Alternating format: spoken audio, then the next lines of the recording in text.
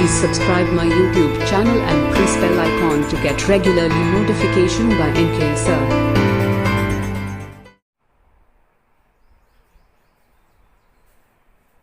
Welcome dear students. आज अपन चर्चा करेंगे त्रिकोणमिति के अनुप्रयोग पर आधारित एक चैप्टर की। जैसा कि अनुप्रयोग क्या होता है, देखो पहली बार यदि कोई किसी वस्तु का कोई भी साइंटिस्ट आविष्कार करता है तो उसको अपन बोलते हैं प्रयोग। और जब वो प्रयोग मानव सभ्यता के उपयोग में आने लगे, यानी लोग उसका आमजन में प्रयोग करने लगे, तो उसको बोलते हैं अनुप्रयोग, एप्लीकेशन, जिसको अंग्रेजी में कहते हैं। प्रश्नावली 6 में और प्रश्नावली 7 में हमने त्रिकोणमिति के सामान्य रूप का अध्ययन किया, उसका इंट्रोडक्शन हुआ और उस पर आधारित जो सर्व समीकरण थी उनको हमने प्रूव किया, सिद्ध किया। अब उन पर आधारित जो अनुप्रयोग है, यानी कि मानव जीवन में इनका क्या उपयोग है, तो एक्सरसाइज 8 जिसका नाम है ऊंचाई व दूरी, हाइट एंड डिस्टेंस। तो सबसे पहले अपन इसमें बात करेंगे दृष्टि रेखा की।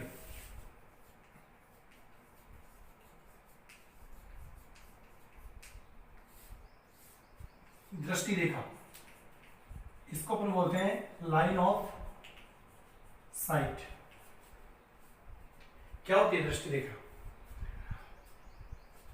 कोई भी प्रेक्षक होता है जो प्रयोग करने वाला होता है, यानी कि कोई भी मनुष्य, उस प्रेक्षक की आंख और किसी ऑब्जेक्ट मीन्स किसी वस्तु के मध्य जो एक काल्पनिक रेखा बनती है, यानी वास्तविक रेखा नहीं होती है।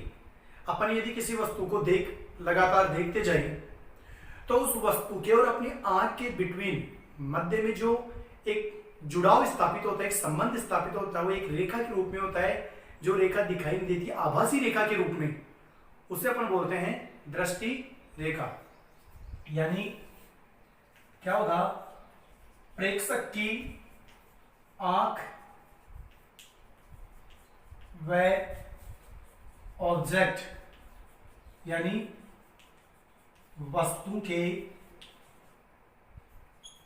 मध्य बनने वाली काल्पनिक रेखा दृष्टि रेखा कहलाती है।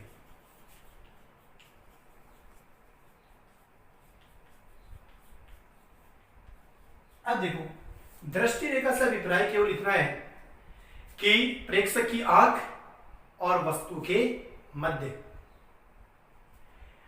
मान लीजिए इसमें भी दो कंडीशन होती है। कई बार प्रेक्षक नीचे की ओर होता है और वस्तु होती है वो ऊपर की ओर, तो वस्तु और आंख के मध्य तब भी क्या बनेगी, दृष्टि रेखा।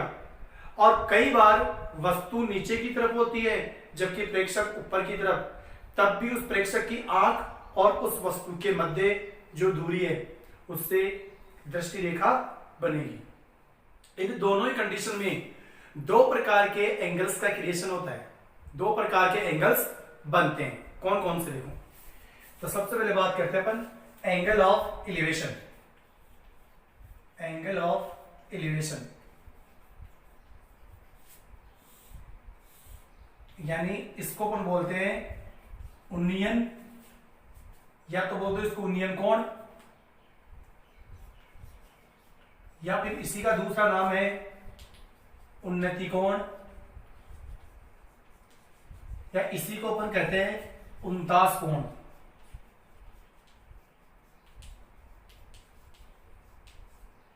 क्या होता है ये, जब वस्तु ऊपर की ओर और प्रेक्षक की आंख नीचे की ओर अवस्थित हो तो बनने वाली दृष्टि रेखा क्षैतिज के साथ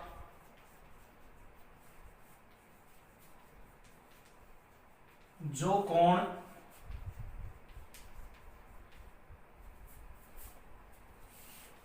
बनाती है उसे उन्नयन कोण या उन्नति या उनतास कोण कहते हैं। अब उसमें कंडीशन देखो ये होती है, यानी वस्तु तो ही ऊपर की ओर, मान लीजिए ये कोई प्रेक्षक है, उस प्रेक्षक की ये क्या है, आंख है, और वस्तु मान लीजिए यहां पर ये कोई वस्तु रखी हुई है, तो प्रेक्षक की आंख और इस वस्तु के बिटवीन ये जो काल्पनिक रेखा बनती है जिसको अपन दृष्टि रेखा कहते हैं, ये दृष्टि रेखा क्षैतिज के साथ, इसको क्या बोलेंगे, क्षैतिज, हॉरिजॉन्टल, ये क्षैतिज के साथ जो एंगल क्रिएट करती है जिसको अपन थीटा कह सकते हैं, इसको अपन क्या बोलेंगे, उन्नयन या उनतास या उन्नति कोण। तो ये तो हो गया अपना उन्नयन कोण, जैसे नाम दे दिए इसको ए ओ बी, तो यहां पे लिख देंगे ए ओ बी बराबर उन्नयन कोण। एक ऐसी कंडीशन है जिस कंडीशन में इसके जस्ट विपरीत, उसमें होता है angle of depression, angle of depression. उसमें क्या होता है देखो,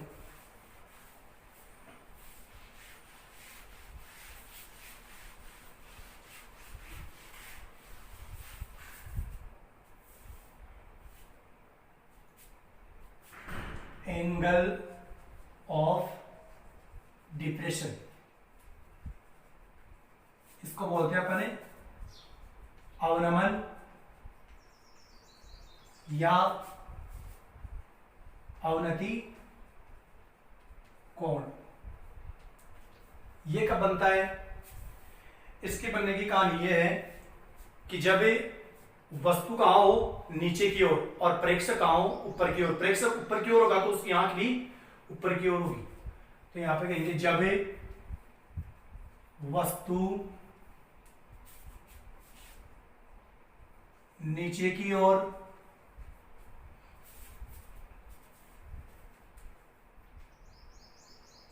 तथा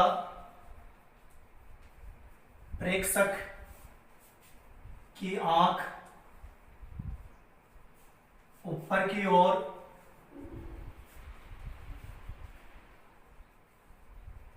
अवस्थित हो तो दृष्टि रेखा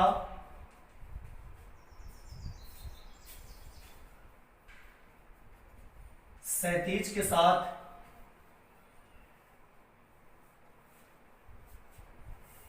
जो कोण बनाती है उसे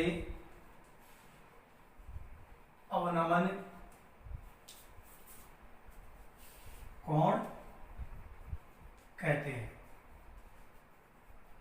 यानी इसमें क्या होगा, जो प्रेक्षक है वो तो ऊपर की ओर अवस्थित होगा, यानी उसकी आंख तो होगी ऊपर की ओर, और वस्तु कहाँ होगी, वस्तु मान लीजिए ये है, वस्तु होगी नीचे की ओर, तो ये तो क्या बन गई, दृष्टि रेखा। अब ये क्षैतिज के साथ जो कोण बनेगी, तो यहां पर क्षैतिज वैसे तो यही होगा, लेकिन इसके लिए अपने को इसके बराबर ही क्षैतिज ये ऊपर मानना पड़ेगा, यानी यहां पर क्षैतिज होगा ये, तो ये तो हो गई क्षैतिज, क्योंकि उल्टा हो गया ना, तो ये तो हो गया क्षैतिज। और ये जो एंगल बनेगा, इस एंगल को अपन बोलेंगे एंगल ऑफ डिप्रेशन, यानी अवनमन कोण। जैसे इसको नाम दे दें अपन ने पी ओ वाई, तो अवनमन कोण हो गया एंगल पी ओ वाई। तो ये इस प्रकार से इसमें दो प्रकार के एंगल क्रिएट होते हैं, अवनमन कोण और उन्नयन कोण। अब इसमें सबसे इंपॉर्टेंट जो तथ्य है वो ये है, पर्सन में चाहे अवनमन कोण हो और चाहे उन्नयन कोण हो, दोनों ही कंडीशन में पर्सन का सॉल्यूशन करते समय आप एंगल ऑफ एलिवेशन उन्नयन कोण के अकॉर्डिंग ही सोल्व करोगे। उन्नयन कोण के अनुसार ही अपन पर्सन को सोल्व करते हैं, हल करते हैं। अवनमन कोण को केवल जो डायग्राम है उसमें शो किया जाएगा कि यह अवनमन कोण इस प्रकार से है, बाकी हल करने में हम उन्नयन कोण को ही यूज करेंगे। जैसे आगे एग्जांपल क्वेश्चंस आएंगे उसमें अपन चर्चा करेंगे, आपको समझाएंगे आगे कैसे कैसे में होता है। तो देखिए सबसे पहला क्वेश्चन, तो इसमें सबसे पहला जो क्वेश्चन है वो ये है, एक स्तंभ है, स्तंभ का मतलब कोई भी पोल खंबा जो भी है, एक स्तंभ है, उसके ऊपरी सिरे का उन्नयन कोण आधार तल के एक बिंदु पर 60 डिग्री है।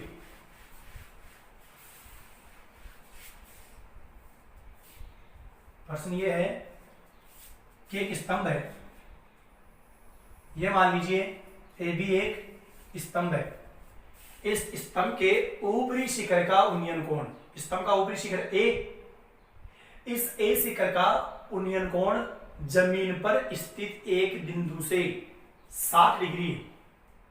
जमीन पर स्थित एक बिंदु से 60 डिग्री है, लेकिन जमीन पर स्थित वो बिंदु कहां है?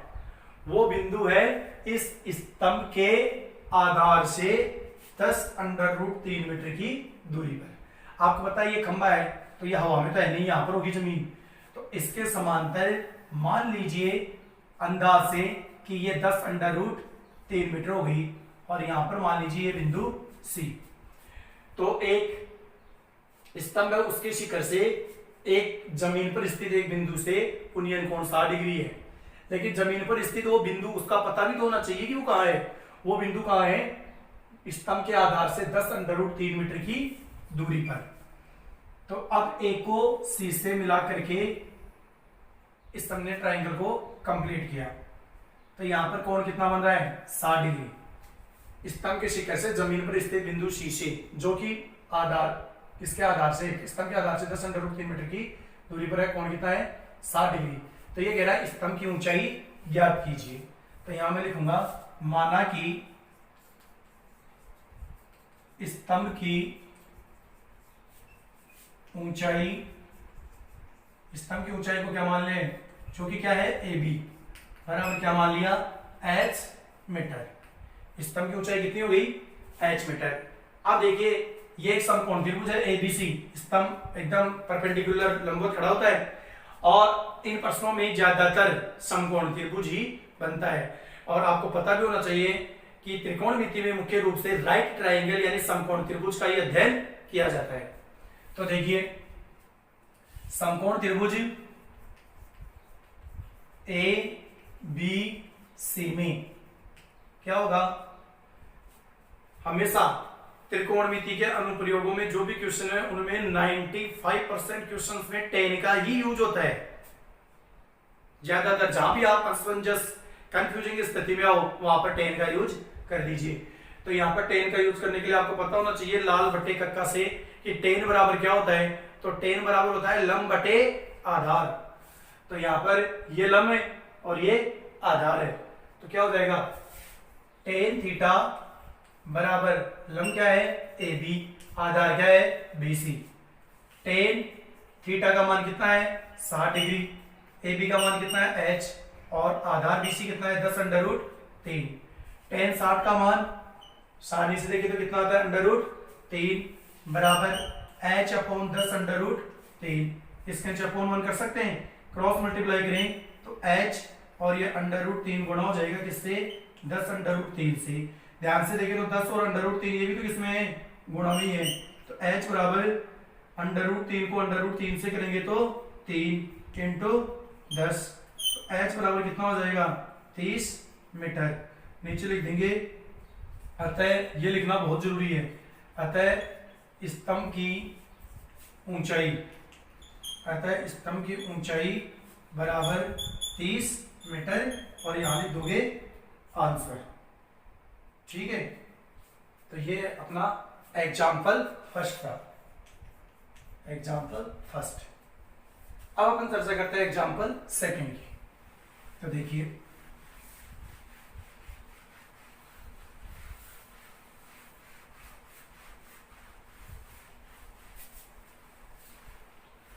एग्जाम्पल सेकंड में क्या कह रहा है कि 50 मीटर ऊंचे एक पुल से किसी नाव का अवनमन कोण 30 डिग्री है। नाव की पुल से 37 दूरी ज्ञात कीजिए। एग्जाम्पल 2 ये कह रहा है 50 मीटर ऊंचे पुल से, तो 50 मीटर ऊंचा पुल, मान लीजिए ये एक पुल है, ये पुल की जो ऊंचाई है वो है कितनी है AB, ये 50 मीटर ऊंचाई पर, यानी धरातल से 50 मीटर की ऊंचाई पर यहां पर कोई पुल है। इस 50 मीटर ऊंचे पुल से किसी नाव का अवनमन कोण कितना है 30 डिग्री है किसी नाव का। अब ये तो गई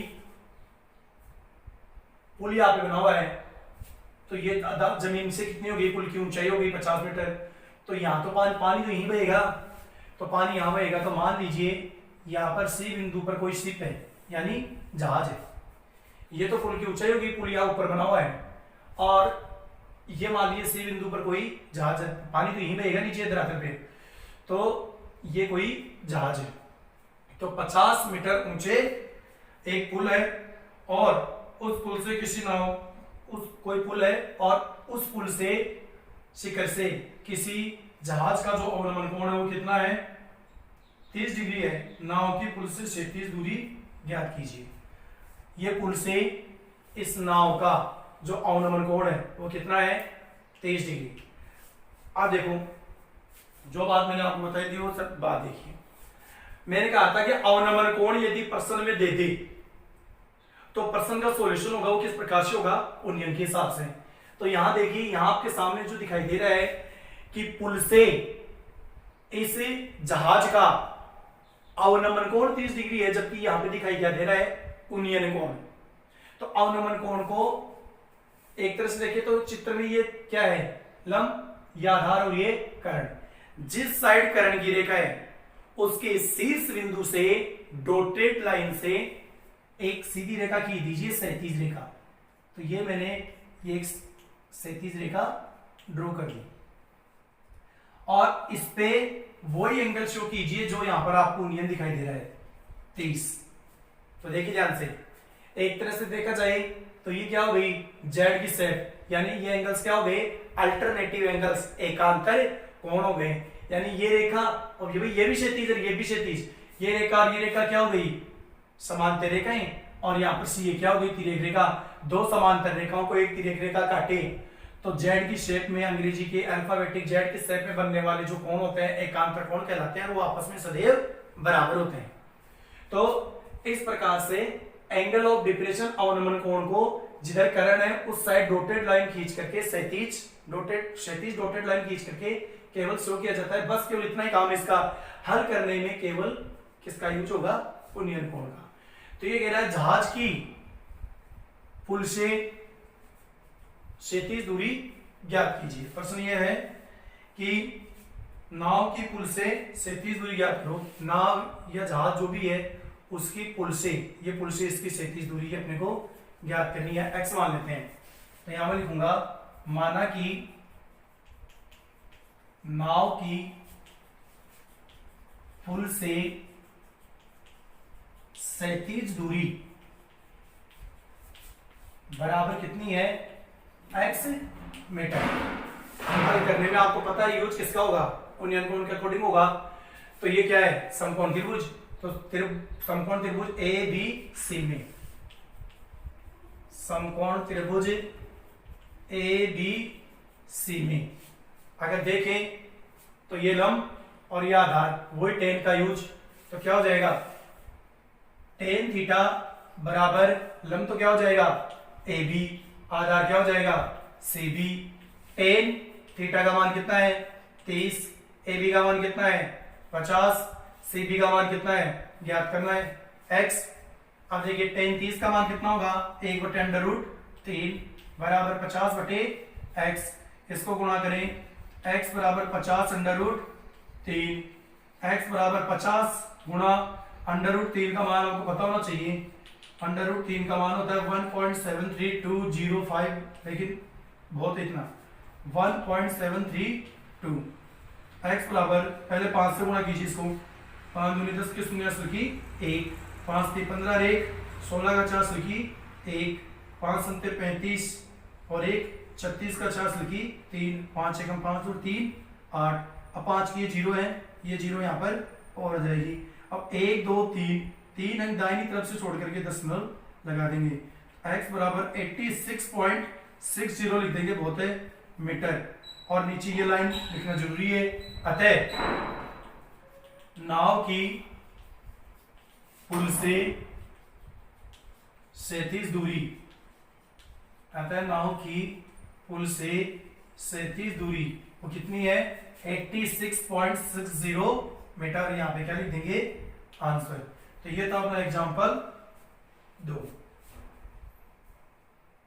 अब देखिए ये एग्जांपल 2। एग्जांपल 3 है, एक समतल जमीन पर एक छात्र खड़ा है, एक लड़का खड़ा है जिसकी लंबाई है 1.5 मीटर और उसकी जो छाया की लंबाई है वो कितनी है 1 मीटर।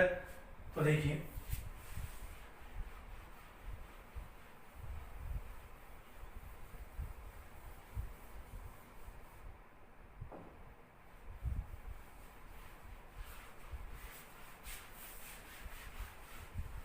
एग्जाम्पल 3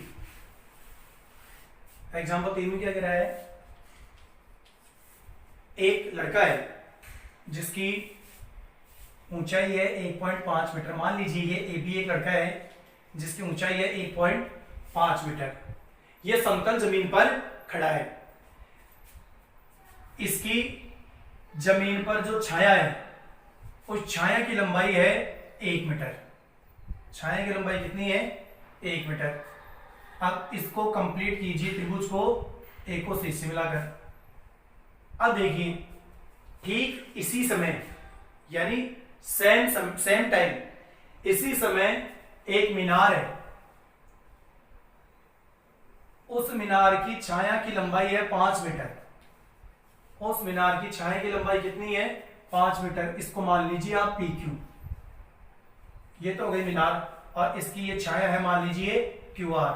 ठीक इसी समय तो ये कह रहा है इस मीनार की ऊंचाई ज्ञात कीजिए। तो हमने क्या मान ली h।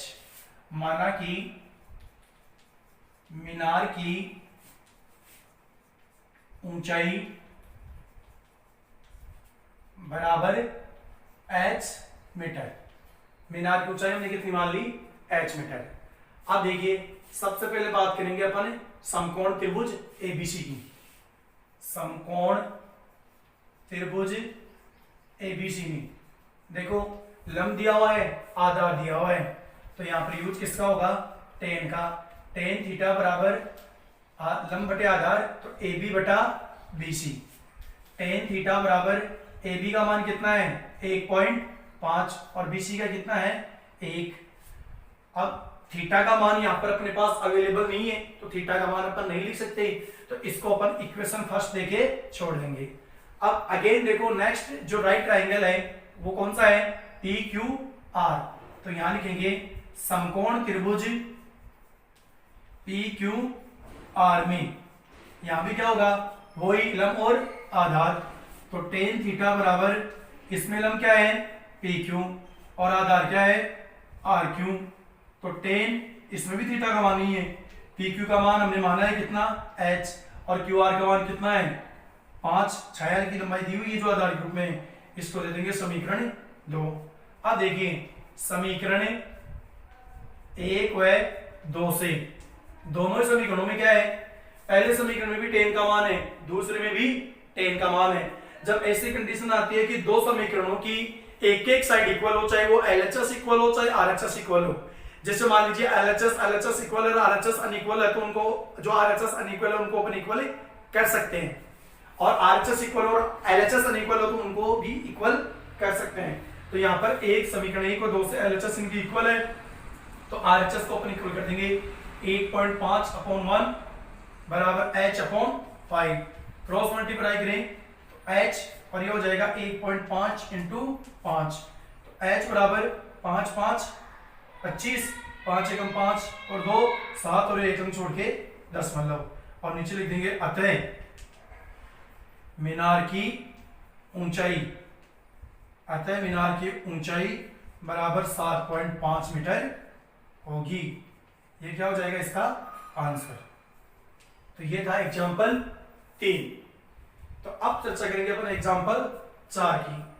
एग्जाम्पल 4 है जिसमें 100 मीटर चौड़ी एक नदी है, उसके मध्य में एक टापू है। तो देखिए एग्जाम्पल 4।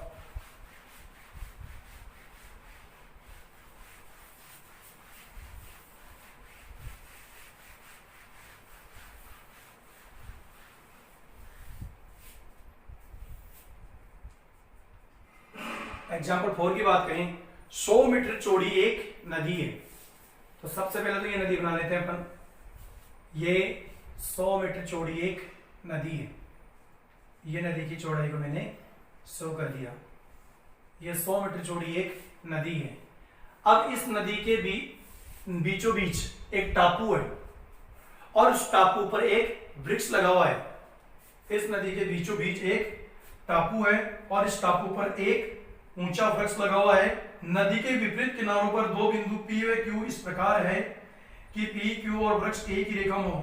यदि P व Q से वृक्ष की चोटी का उन्नयन कोण 30 और 45 हो तो वृक्ष की ऊंचाई ज्ञात कीजिए। तो देखिए नदी के बीचों बीच एक टापू है, मान लीजिए यहां पर वो टापू है और इस टापू पर एक वृक्ष लगा हुआ है।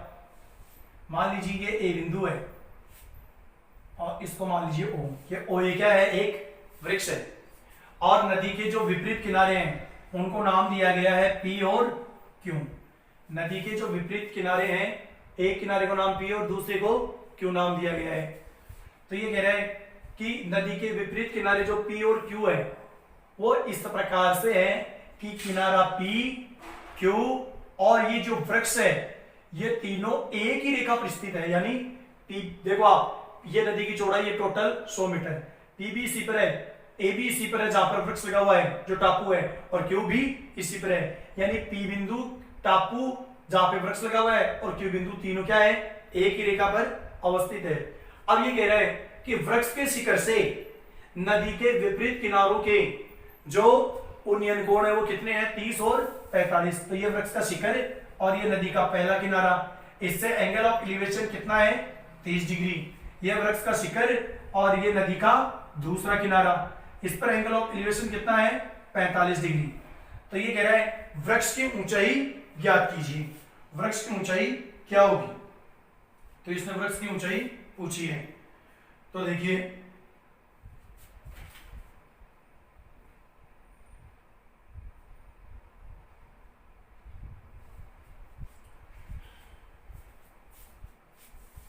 वृक्ष की ऊंचाई इसमें अपने को ज्ञात करनी है।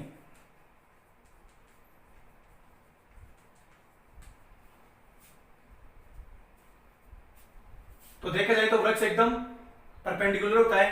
तो इधर 90 है तो इधर भी 90। तो एक तो त्रिभुज हो गया ये और एक त्रिभुज हो गया ये। अब अपने इसमें ऐसा करें कि एक को तो मान ले अपन, एक को तो मानना ही पड़ेगा। इसको जैसे मान लीजिए मैं मान लेता हूं x, तो टोटल ये कितना है? 100। तो ये कितना हो जाएगा? 100 माइनस एक्स। अगर ये x है और ये टोटल 100 है तो ये क्या हो जाएगा? 100 माइनस एक्स।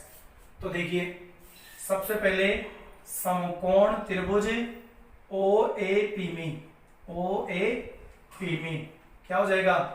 tan थीटा बराबर लंब ओ ए आधार पी ए। tan थीटा का मान कितना है? 30 और ओ ए का मान कितना है? ये अपने को फाइंड करना है, पता नहीं, बटे पी ए का मान कितना है?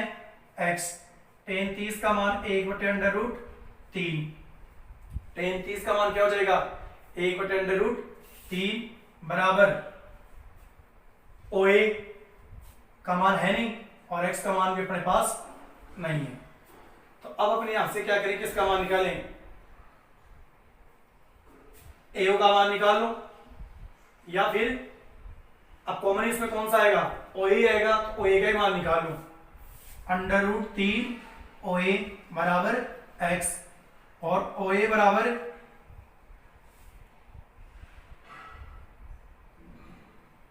x बटे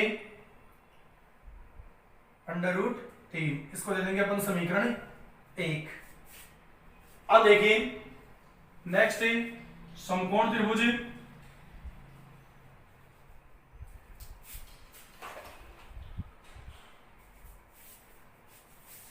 समकोण त्रिभुज OAQ में, OAQ में यहां पे देखिए अपन, तो tan थीटा बराबर इसमें हम क्या हो जाएगा OA और आधार AQ, तो tan थीटा का मान 45, OA का मान नहीं पता, AQ का मान कितना है 100 माइनस x, तो यहाँ tan 45 का मान 1, OA बटे 100 माइनस x अपॉन 1 कर सकते हैं। तो यहाँ पर मान निकालें OA का, OA बराबर 100 माइनस x, ये हो जाएगा समीकरण 2। दोनों में ही किसका मान आ गया, OA का मान आ गया। ठीक है, अगर इनको अपन बराबर करें समीकरण 1 व 2 से, समीकरण 1 व 2 से, तो एक में किसका मान है OA का x बटे √3 और इसमें OA का मान है 100 माइनस x। ठीक है, बटा एक कर लें, गुणवचन गुणा करो, ये हो जाएगा x, √3 को 100 से गुणा करोगे 100 √3 माइनस √3 को x से करोगे √3x। अब देखिए x x के पदों को अपन एक साइड कर लें, x और एक माइनस का √3x, तो ये हो जाएगा प्लस √3x बराबर क्या बचेगा 100 √3। यहां से अपन कॉमन लें तो कॉमन क्या हो जाएगा x, तो यहाँ बचेगा अपने पास 1 प्लस √3 बराबर 100 √3। यहां से x का मान निकालें, तो x बराबर 100 √3 बटे 1 प्लस √3, ये x का मान अपने पास आ गया। अब इसको थोड़ा सा ओवरऑल कर लो, x बराबर 100 √3 अपॉन 1 प्लस √3 है, तो इसको अपन √3 प्लस 1 भी लिख सकते हैं। इसका रेशनलाइजेशन करें, हर का प्रीमियम कर दो, √3 माइनस 1 √3 माइनस 1, x बराबर ये तो हो जाएगा 100 √3 और गुणा में √3 माइनस 1, और ये हो जाएगा a plus b a minus b, यानी a square minus b square. तो a स्क्वायर यानी √3 का स्क्वायर कितना हो जाएगा 3, और b स्क्वायर यानी 1 का स्क्वायर 1। x बराबर 100 √3, तो इसको गुणा कर लो, 100 √3 को √3 से गुणा करेंगे तो 100, तो इस तरीके से इंटू √3 को √3 से करोगे तो 3 माइनस 100 √3 को 1 से करोगे तो 100 √3 अपॉन 2, तो x बराबर कितना आ जाएगा 300 माइनस 100 √3 अपॉन 2, ये आ गया अपने पास x का मान। अब देखिए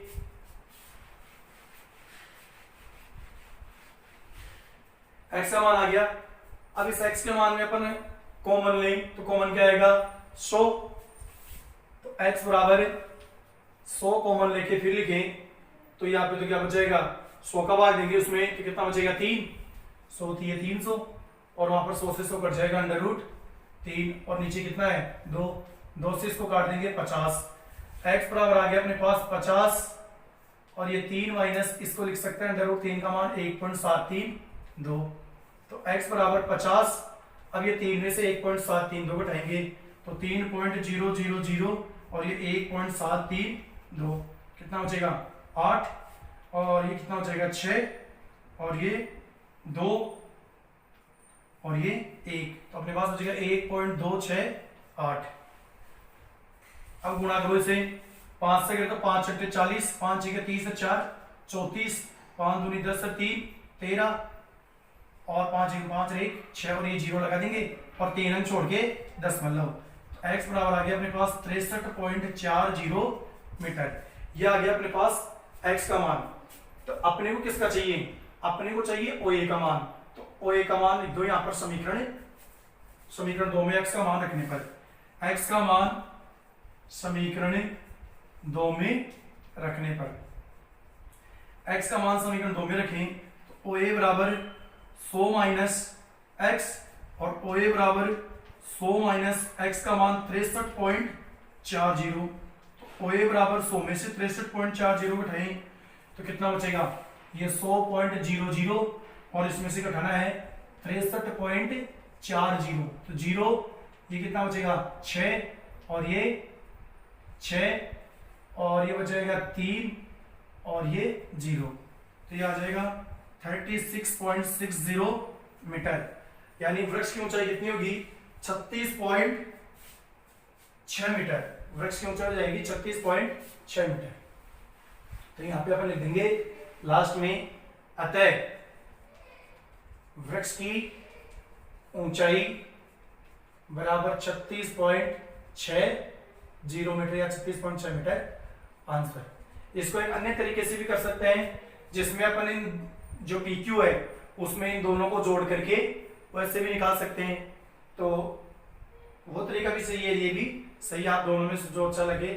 तो मैंने बुक वाला तरीका यूज न करके ये आपको अलग तरीके से इसको बताया है। अब देखिए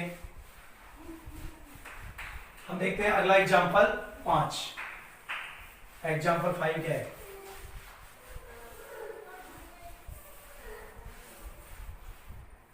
एग्जाम्पल 5 में देखिए एक कार है, वो एक सीधी सड़क पर चल रही है जो कि एक मीनार की ओर जाती है। एक कार है जो सीधी सड़क पे चल रही है। ये मान लीजिए कोई मीनार है, ये AB कोई मीनार है और एक कार है जो सीधी सड़क पे चल रही है और किधर जाती है? मीनार की ओर जाती है। ये मान लीजिए C बिंदु पर कोई कार है।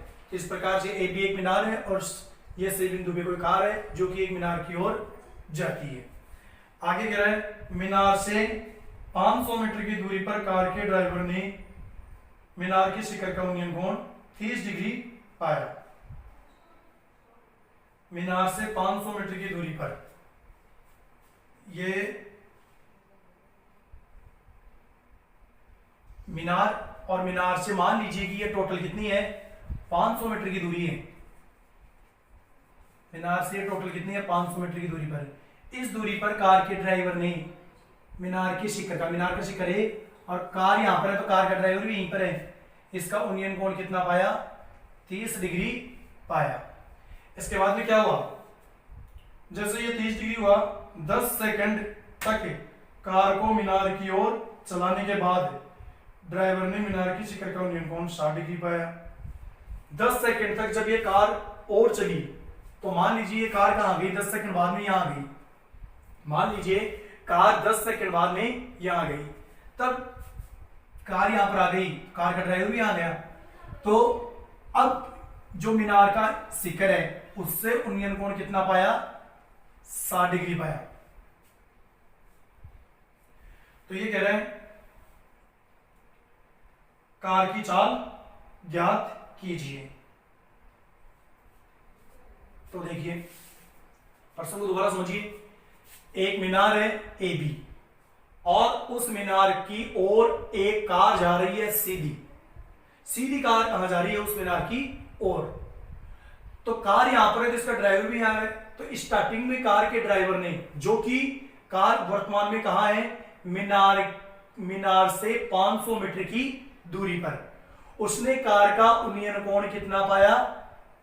30 डिग्री पाया। उसके बाद में 10 सेकंड तक कार चली। तो 10 सेकंड तक कार चलने के बाद में मान लीजिए यहां आ गई और यहां से जब मीनार के शिखर से ड्राइवर ने देखा भाई कार आ गई तो ड्राइवर भी आ गया, तो उन्नयन कोण कितना पाया? 60 डिग्री पाया। तो ये कह रहा है कार की चाल क्या होगी? कार की चाल इसने पूछी है। तो देखिए ये मान लीजिए बिंदु क्या है? D। अब अपन इसमें ये करते हैं कि माना कि CD बराबर x, जो अभी पहले वाले प्रश्न में क्या था टापू वृक्ष वाले में, उसी की तरह CD को क्या मान लिया x, तो आपको पता है फिर dB क्या होगी 500 माइनस x, टोटल कितनी है 500, तो dB क्या होगी 500 माइनस x, तो CD को मान लिया x मीटर और dB होगी 500 माइनस x मीटर।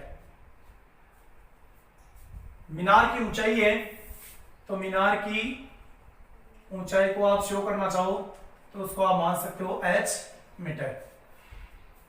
मीनार की ऊंचाई को क्या मान लिया h मीटर।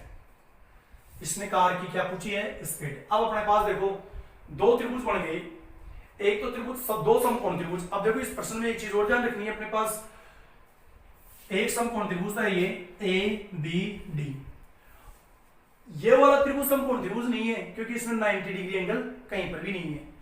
तो एक तो हो गया ABD और एक हो गया ABC। ये इसमें बहुत विशेष बात है, एक तो इसमें कंप्लीट त्रिभुज लेकिन नहीं लंब है ना, वो दोनों त्रिभुजों में सेम रहेगा। हर प्रश्न में जब भी ऐसे क्वेश्चन आए दो ट्राइंगल के, दो समकोण त्रिभुजों के, उसमें लंब हमेशा क्या रहता है कॉमन रहता है लगभग प्रश्नों में। बाकी एक दो प्रश्न हो सकते हैं जिसमें अलग हो। अब देखिए समकोण त्रिभुज सबसे पहले ले लेते हैं अपन, ये ले लेते हैं बड़े वाला ABC। समकोण त्रिभुज ABC में, समकोण त्रिभुज ABC की बात करें तो इसमें tan थीटा बराबर लंब AB और आधार CB। तो tan थीटा बराबर AB का मान कितना है h और CB का मान कितना है 500। अब tan थीटा का मान इसमें कितना है पूरे वाले में बड़े वाले में 30, तो यहाँ पे हो जाएगा tan 30। tan 30 का मान 1/√3 बराबर h अपॉन 500। तो अब इसको वज्र गुणा करें, √3h इक्वल 500 और h इक्वल कितना हो जाएगा 500 अपॉन √3। इसको दे देंगे इक्वेशन फर्स्ट।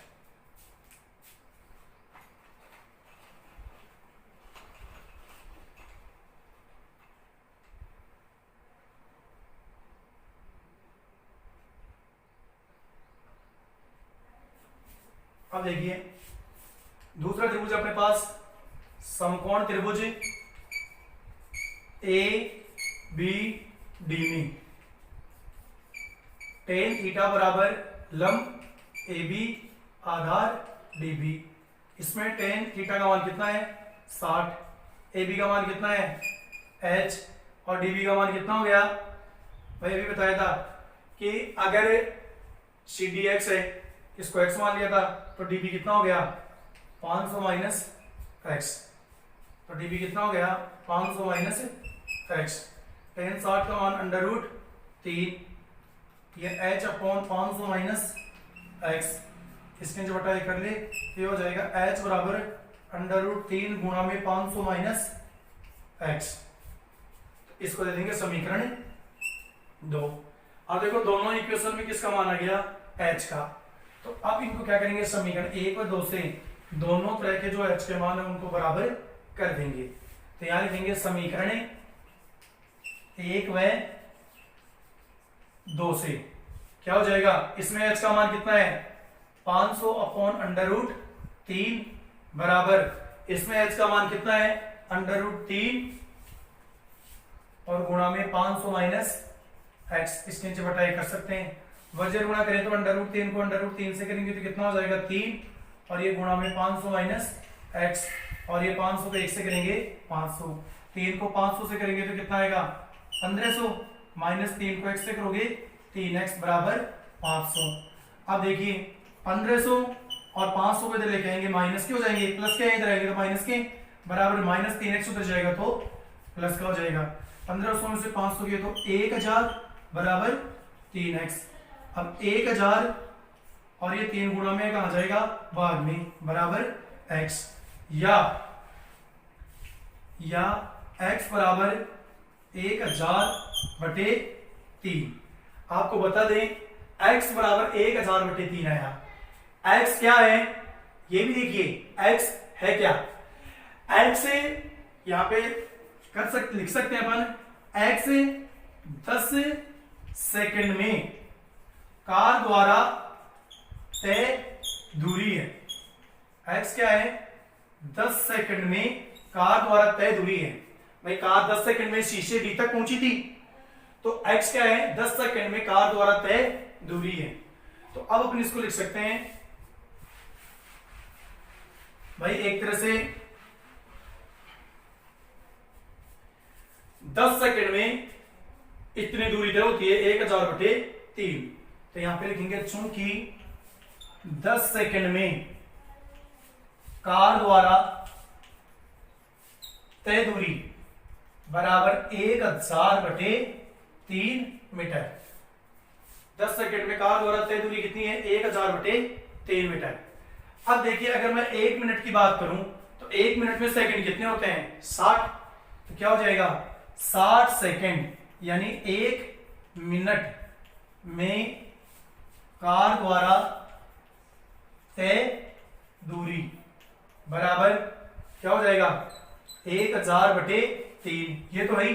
पहली पंक्ति एक ही नियम में क्या होता है, पहली पंक्ति के जो लास्ट में वो तो आता है अंश में, और पहली पंक्ति के जो शुरू में वो आ जाता है हर में, और जो पूछा जाए दूसरी पंक्ति की स्टार्टिंग में वो आता है गुणा में। ये कंडीशन होती है। अब देखिए 1000/3 ये तो पूरी भी नहीं, इसके नीचे कुछ नहीं है तो मन से क्या लगा सकते हैं 1। तो इसको हल करेंगे तो 1000/3 ये हो जाएगा, नीचे वाली भी ऊपर वाली बिंदु ऐसे कि नीचे वाली बिंदु क्या हो जाएगी, उल्टी अंश हर और हर अंश बन जाएगा, क्योंकि भाग का ये क्या हो गया बीच में डिवाइड का साइन हो गया। तो क्या हो जाएगा 1/10 इंटू में कितना है 60, ये 0 से 0, ये 3 दूनी 6, 1000 को 2 से गुणा करेंगे तो 2000 मीटर प्रति। अब ये क्या नहीं रहेगा,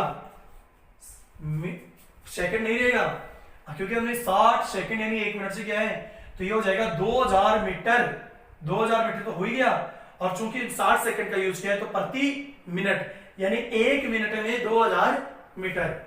अब 2000 मीटर को अपन किलोमीटर में चेंज करें तो चूंकि 1000 मीटर बराबर होता है 1 किलोमीटर, इसलिए 2000 मीटर बराबर 2 किलोमीटर।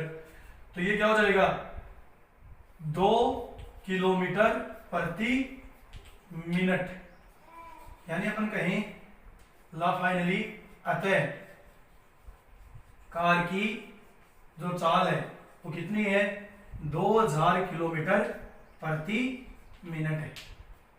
ये हो जाएगा आंसर। इस प्रकार अपने ऊंचाई में दूरी पर आधारित जो एक्सरसाइज 8 है उसके एप्लीकेशन, उसके अनुप्रयोग के अंतर्गत हमने आज इसकी बेसिक जानकारी के साथ साथ इसका एग्जाम्पल 1 से लेकर के 5 तक को हल किया।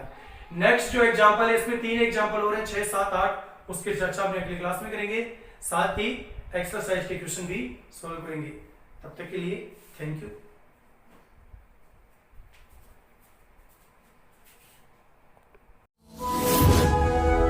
Thanks for watching video. Please subscribe YouTube channel and press bell icon.